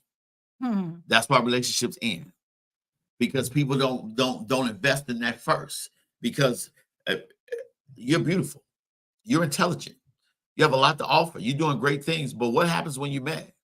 Mm-hmm. How do you calm down? How do you go off? Mm-hmm. Because if you can't calmly say something to me, then I know once you get me in a vulnerable position, you're going to destroy my vulnerability. That's why a lot of people get married and they don't see the purpose as representative. They get married, they together, they're in a financial jointness together, and now they're miserable because they have all their assets tied up to a person that they cannot bounce back from or communicate with. And now they're looking like, wow. So when we look at war, now let me go with this. And Gigi, I know Gigi, you want to comment on this? Keep going. No, I wanted to just real quick comment ahead. on what you said. You said sometimes you don't believe that people want to war. Yes. I still disagree with you with that, and that's okay. We can agree to disagree. But some people are taught that from a child. So that is a belief system that is in place from a child. I have a friend who has taught her daughters to, I don't want to say rebel, but, are so independent to a point. Well, they will war with a man because that's what was instilled in them as she was raising them. You know what I mean? So that's her choice. She's still a friend of mine, but at the same token, we definitely reared our children very differently, but she taught her girls how to be certain ways. But they believe that. So with that belief system from, knee-high to a grasshopper to adulthood, they feel like warring is right because that's what they were taught by their mom. And that's what they saw. That's the example that they were mom given. Single? No. Okay. In a whole marriage. What about her grandmother? And I watched this. So I never met the girl's grandmother, but I've seen her and her husband interaction, and my eyes bucked a few times, like, whoa, okay, hey, to each his own. But it was just like, that's how she decided to run her home, and that's what she instilled in her children. So that's what I'm saying. Sometimes it's not always, I don't want to. Those girls are little mini hers, and they war just like she does. Well, but then it's not them. It is what they were taught, and I guarantee you is what she was taught as well. That's exactly my point. So I guess my point is when you're dealing with somebody, sometimes it's not always a trauma situation. It is literal raising, and sometimes those are things that have to be unlearned when you get into a relationship with somebody else, where you have to now live the rest of your life with a whole nother individual. That's a part of luggage. Okay, now I'm glad you said that. But then when you look at conflict resolution, when you identify the root, we understand that's the root. Because I've learned this, and I thought it was a great analogy. When Malcolm X met Elijah Muhammad, he presented him with two glasses, and he put ink in one of the glasses. And he said, if you present the people this dirty glass of ink in there, they'll drink it because they have to. But if you offer them this clear glass of water, then they'll take this. But if you put both of them on the table and you tell them to choose, they'll choose the clear glass all day. But if you try to make them choose the clear glass, then they'll choose the dirty glass just to show that they can drink it. And so a lot of times we want people to get the help they want to get, they need to get, but we try to force them to get it, what makes them rebel. Right. And study presented. I've learned in ministry that I've reached a lot of people when I presented their point and I presented this point, and I said, well, you choose this one work for you. But I realized 9 times out of 10, they chose the one that I wanted them to choose, but it made them feel empowered because they chose it. Right. So like a lot of times people war, but because just like you said, in Lay's daughters, it's a part of their character. And it ain't until life changes them, because there are a lot of people who have been stuck in their ways till life changed them. Changed them. There are a lot of people who have believed a certain thing until life changed them. And so my thing is that when we look at war, people who's warring, they and the people that's with them has to understand that there's a root. And if you're not, they may have a root that's guarded, they may not want to change. But I've learned that some people have changed people by leaving them. And you have to decide if this person is for you or not. I'm not in the business of discarding people, because that's not my way. But you do have to state, you categorize, big time, just saying, hey, this person is going to be in my life, but they won't be in my life as, a spouse, or whatever. They can be a friend, an associate, or, a long long lost friend, whatever. But you categorize that, based upon how they fit into your life. You're not going, who's going to be your wife. You're not going to have it with somebody that's going to be combative and arguing with you as your wife, because that's not for you. Another man might like that. Some men like to argue to make up. You know what I'm saying? So it just depends on the type of person you are. We have free will to choose the partner that's going to complement who we are. But we also have to understand that God is not going to give us the partner that has it all together, like I was saying last week and stuff. We have to be able to be equipped to get them to a certain point, because sometimes our job is, our partner is not just our love partner, but they're also our assignment. And sometimes we got to help them get to a better place to get the better them. Some people, they need an example opposed to criticism, because that is one of the main roles, and that's part of my criticism is a part of my closing remarks. But I talk a little bit about it now, that criticism makes people war, because most people criticizing is not adding any example, any fuel, anything. One thing that I had to cut out of my life was accept criticizing from people who won't invest none of their time, not a dollar or nothing into me, but you criticizing me, or people that I'm paying to criticize me, or I take over an organization or a church or something, and you see the growth, but then you're criticizing me. You get the position in the church flounders, or people flounder. I've learned that I can only take criticism from people who are invested something in me. Right. Because anybody else is just giving an opinion without any retribution. Right. So when I look at people, I have to be able to see them, but I ask God to revere and reveal their root to me. What is it that they've been struggling with? What is it that they've been dealing with? Why do they think the way they think? You see this amazing person, you see this person is good. Why are they in the mode that they're in? And a lot of times they're in that mode because they are set in survival mode, because this is what they had to do to survive. And the reason why I said that Deacon Mitchell wanted to make sure he really drilled that into me when I spoke to him is I cannot criticize something on a person that got them to survive.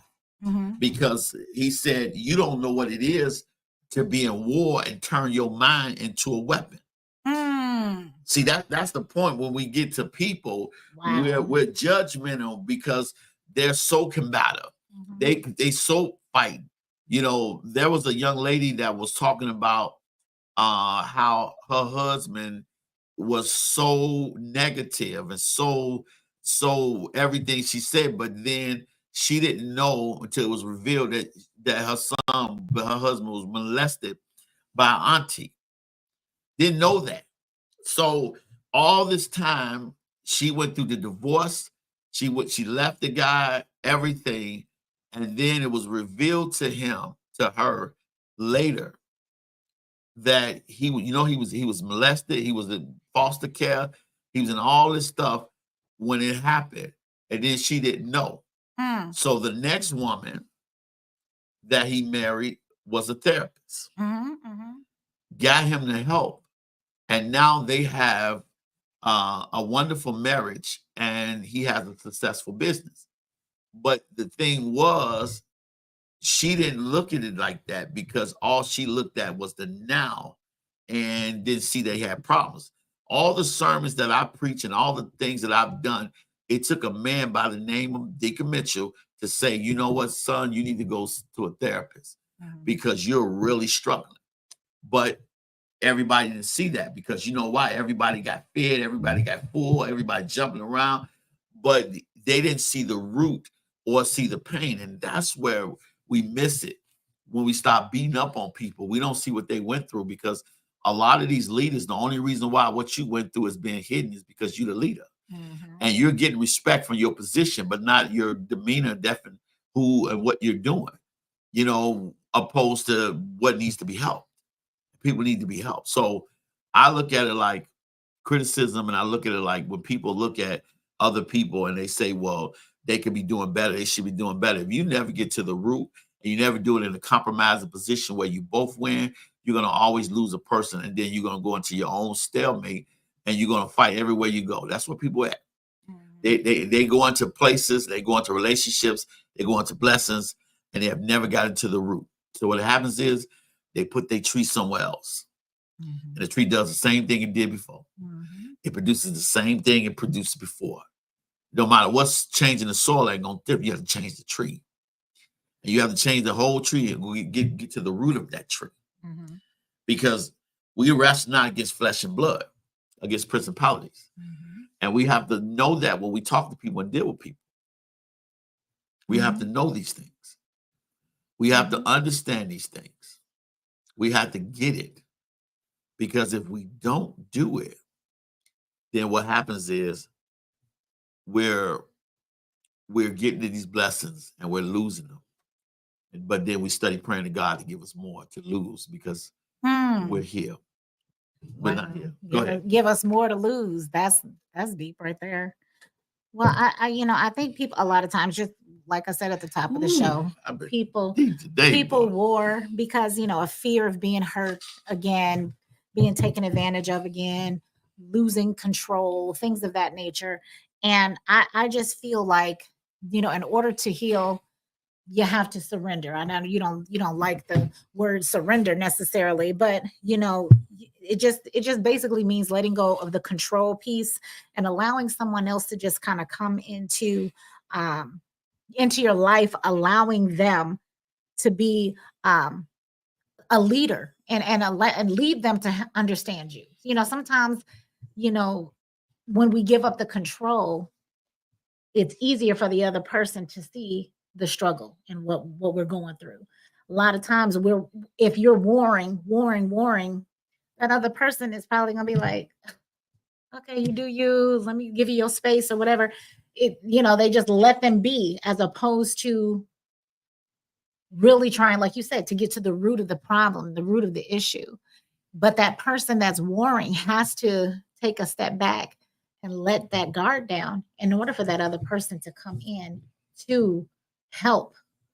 When you love someone, you don't want to see them struggle, but you can't beat up on me for loving you either. A lot of times that happens too. I'm trying to love you. I'm pouring all my love on you. I'm catering to your every need, but yet you're still punching me in the face. Hello, this is not making sense to me. So you get beat up on just trying to love another person. But if that person would just surrender to allow that other person to just bring them that peace, bring them that soft place to land. It has to go both ways. It's a constant struggle. And believe me, the other person gets tired. I'm pouring all this love on you and you just constantly beating me up. I need to refuel because I'm tired. I can't keep pouring my love, pouring my best, and all you do is yell and scream, and it just don't make no sense. So when is it a good time to walk away? Let it go. Keep it moving. Well, you know what? That's a good point. And I was prepared for that because I figured it was going to come up. A lot of times when we're not equipped to help someone, then we have to walk away. That most of the relationships I've been in, I was not equipped to be in it. Like right now at 51, I'm equipped to be in a relationship. I'm equipped to be what I need to be, and I'm equipped. One of the things when we look at people, we'll never be equipped to help people with their trauma until we deal with ours. Because see, here's the thing. The greatest way to hide our trauma is to bring up or highlight someone else's.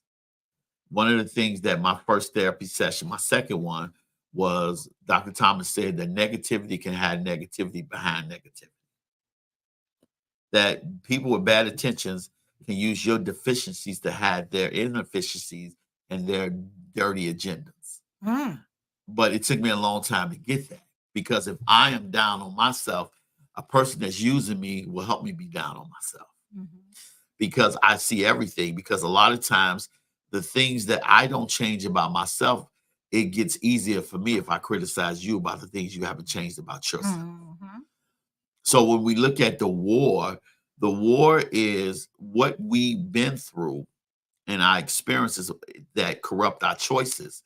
What we've been through, how we look at people, opposed to looking at them for who God created them to be, what God sent them to be, and who they are, or do we look at them for what we need, our deficiencies and everything? Because most people that ever tried to rush me into something needed something from me. So it was that they needed me opposed to me needing them. So what happens is I'm frustrated with you playing games because you do not provide for my need or my deficiency immediately, which doesn't show you're interested, which is not fair. But when we look at people war for a reason. Conflict management is the most important thing when we think about relationships and we think about war about something, because a lot of times we're not honest about our triggers. We're not honest about our past. We're not honest about what we do, because there are some people, and I knew somebody who was good at hitting hard and then looking like everybody beat them up. They were good at that. Like I see this giant here, and I'm gonna bust this giant in the face. I'm done. And so by the time the giant get a hold of me, everybody watching the giant beat me up. I'm done. And they feeling sorry for me, like, you didn't have to go through that. That giant didn't have to do that. And they stopped beating up the giant and they killed the giant, not knowing that I stole the giant in the face. The giant was minding his business, but I stole the giant in the face. And there are a lot of people that's good at that. That it's easy to be the bad guy because, make you the bad guy because, again, they can have the fact that you got things you're going through. Right. When I look at people who war, first of all, they have to understand that they do have a problem and they have issues. Now, when I approach somebody like that and God says, okay, this is your person, now we have to create our ability of communication. What if they never admit they have a problem? If they don't, they choose not to. But because God had to say to somebody, they don't do that, then I have to leave. I have to go the other way. You ain't got no time. No, because here's the thing. Deuces. I'm not going to war with somebody. I war for somebody. War with somebody. I'm not going to war with you. Come on with it. You got to look at that. But that most other people, when you look at the battle, you got to remember, David still showed Saul respect, even though David was anointed to be king. He still showed, because you got to remember, David killed the man that killed Saul. Right? He still showed him that respect. You thought David was going to be happy that you killed Saul. Right. No. Now you got to get it. Because we have to understand that our compassion is not, we can't look at people by the situation. We can't, because some people, and let me say this to people that's listening, you're going to have to save some of your mates. You're going to have to save the people that God has for you to love. You're going to have to save them. You have to be equipped to save them. You have to be equipped to bring them to a place of peace. One of the things that I never do in a relationship is I'm not going to come into your hell to make a point. I'll come to your hell and bring you out to bring you to my peace. You know what I mean? Like, if you got something going on and you need to talk to me, let's do it in a neutral place or in my place. Whereas I'm in my peace. I'm not in your hell, because everything around you that's got you in this hell is a trigger. So everything I say, I can't hear you. You can't hear me because you're too concentrated on your triggers. But if I move you to a place, a good friend of mine was going through a lot. And she needed me to take her to the doctor. And she said, well, we could take my car. I said, no, let's take mine. Because I can control the music. I control everything in the car. And I can listen to what I need to listen to, how I listen to it. And I'm listening to Jesus Can Work It Out. I'm listening to messages. And I'm talking to her. And she's hearing that. She's hearing it. and she's hearing it in a way that she couldn't in her own car because she's driving in her own car the way she feel it in her car and everything and do that. And a lot of times people can listen when you move them out of a place. I had a dream about a young lady. This young lady was in this dream, and I know it was her, but she was full of muscles, big, huge, full of muscles. She was full of muscles. And she in this dream knocking everybody out. Everybody that come to her, she knocking them out. She knocking them out. And she gets stronger and stronger, knocking them out. I walked up to her like this. And she looked, "You gonna fight?" I said, "No." So she put her hands down, and every time I moved, she did like this. And I told her, I said, "What did I do to threaten you?" She said, you walking up on me. What you want to do? So a door light opened up, and I walked towards that door. And she looked at that light. She looked at me, looked at the door, and I said, "I can help you on the other side of that door. I can't help you here. All I'm going to do is fight with you, and I'm not your enemy." And I woke up because I didn't know if she's going to follow me. You know, obviously she didn't follow me. I'm done. But the thing is that sometimes we have to take people in our blessings, in their blessings, to a better place so they can recognize where they are and not match them with bad energy. Go ahead. No, I agree with that. Because energy is contagious. That's what people miss out. People, it doesn't matter where you are. It doesn't matter if you have the most beautiful wife in the world. You have the best husband in the world. You guys are multimillionaires. You have the biggest ministry in the world. If you guys match negative energy, all you're going to do is put on a facade for everybody. You're going to lose everything. One of the things that I had to understand that people that war in their blessings is because it's a part of their survival, and that I can't take what they've been through to survive lightly. I have to help them by getting to the root. If I take what you've been through lightly, your survival. Now, we're not talking about I'm talking about people who had to survive, because I don't know what it is to survive with some of the things, like especially like molestation, rape, abuse. I don't know anything about that. Right. So it's not right for me to tell a person, "You should have been over that." Right. Or "You should have been healed from that." No. I don't know. I don't know. So I'm not going to belittle you and say, "You keep treating me this way," you know what I mean, because you just treat me that way. No, you had to survive. And whatever negativity that you had to do or go through to survive, you survived. Right. And I can't take that lightly. And that's what people make the biggest mistake. They take that lightly. This is what Deacon Mitchell was getting to me. I can't take you because it's only a part of your character because you had to survive it. And once I understand that, then I can approach you differently and get you help. Hey, go with me here. I know you don't want to go here, but just go ahead and listen to me. You don't want to go through therapy. I want to go through therapy. Go with me and just sit and listen. Right. And I guarantee you somebody going to say, "Hey, man, he made a lot of sense with that." And they're going to say, "Well, you know what? You're going through therapy. You're making a change. Maybe I need to make a change." And it'll change that way.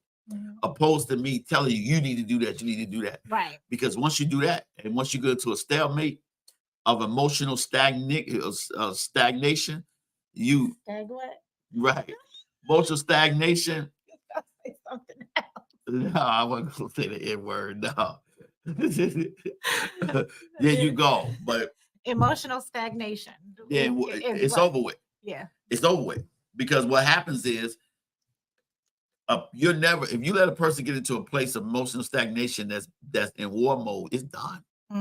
They ain't listen to you no more. You might as well give it up. That's true. And then for us that get into our wars and blessings, you got to look at where you are. You got to know you need help. And if you don't know you need help and you don't go get help, then you can't get mad at what you keep losing. And now for those who say, "Well, I don't need no help," look at your results and what you keep losing. You can lie to me all day, but your results can't. Exactly. And when you say that, people that don't want to recognize their struggle, they're in denial. You can look throughout their life and see a pattern of behavior. They can be with somebody for 10 years, 12 years, and then had up with somebody else for 7 years, and then had up and to be with somebody else for 8 years. You can see the pattern of behavior in people's lives based upon their warring. And so at some point there has to be a change. And when somebody is out here trying to find a life mate, they should also look at those patterns of behavior once it's revealed. And that'll save you a whole lot of trouble going forward, because it's like, hold on here. Yeah, you either gonna change, or let me help you change and unpack this luggage, or you can just say, hey, this person is not for me. We all have choices. My mother used to tell me that a long time ago. Life is filled with choices. And you remember, whatever you choose, you have to live with the choice that you make. And a lot of times that's not good. Sometimes we have to learn something from making a horrible choice and be like, maybe I shouldn't have turned that corner right there. One of the greatest lessons I've learned is to choose according to what I'm equipped to handle, opposed to what I want. A lot of times people think they're equipped to handle more than they can. Yeah, look at Evel Knievel. Can handle that. He thought he could jump all them cars. Nope. I mean, my point is sometimes we bite off more than I know, goodness. Killing you. Sometimes we do bite off way more than we can chew. We really, really do, based upon our ambition. We want so badly. That's why we have to take a step back and allow God to grant us the discernment that we need, so that we might be able to make the right decisions. Because we can't be at 51, we can't be making the same decisions we made at 21.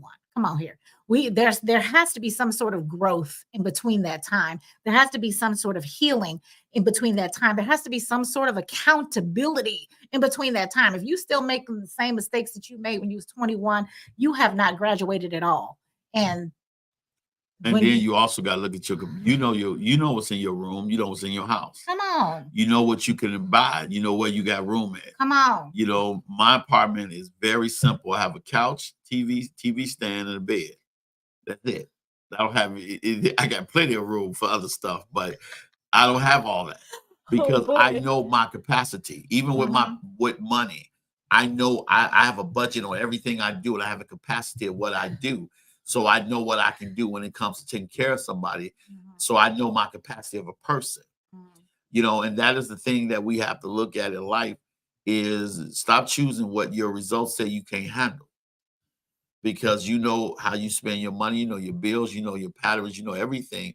Stop trying to do and be what you're not called to be. That's right. When we look at people, choose who God called you to choose as for you, but also understand that who God has for you will never may be your assignment to rescue. So that's my spill on it. But next week, Gigi will be with a special guest. I don't know what the topic is. I don't either. But we'll let you know, because normally we do a commercial, but we're not gonna do a commercial this week. But she'll have a topic with a guest. We will. If you guys got topics that you think about and you want to be a guest with her, inbox me. Please let me know. That would be lovely. We can always, do something. And then I'm sure it's going to be a great topic. You want to say hello to anybody? Goodbye to anybody? Well, hello, goodbye. No, I want to say hello to my daughter, Phoebe. Love her. She might be on next week with me. We'll have to see if she can do it. But I just want to say, anybody that is out there single, looking for a mate, be encouraged. I know a lot of times we talk about topics that are deep and probably scaring folks in this day and age, but don't do it. Love is a beautiful thing, as well as the covenant of marriage. Don't be afraid to do it. You just have to make the right steps, choosing the right partner and making sure God is in the midst. That's all I really want to say. And my thing is that everything that we get is not going to be already made. Some pieces and puzzles we have to put together. If I can't see the root of you, then I can't have all of you, and one of us are going to get hurt. One of the things that I try to do, especially on this network with this exposure, is to bring clarity, mental capacity, mental health, and a broader message. I'm prepared, especially when I come. I don't just approach it the way I've been approaching it, because people need help. But I understand that some things gonna cause work. You got to put in the work. But if you want to help people get to the root of them, don't judge them on the moment. Judge them on what they've been through. Help them through it. Show them a better way, and you'd be surprised the love that you'll get reciprocated with you, towards you. That's right. But stop judging people on your moment and deal with their root. That's right. And then because if you can help somebody in a compromising position where both of you all win, that's how you'll get results. But if you'll never help nobody where you always keep winning. So love you guys. Thank you for tuning in. And I will see you guys in 2 weeks. I'll be with my son next week. You'll see Gigi with a special guest. Thank you. Love you guys. You have a Love great you. Saturday. Bye-bye.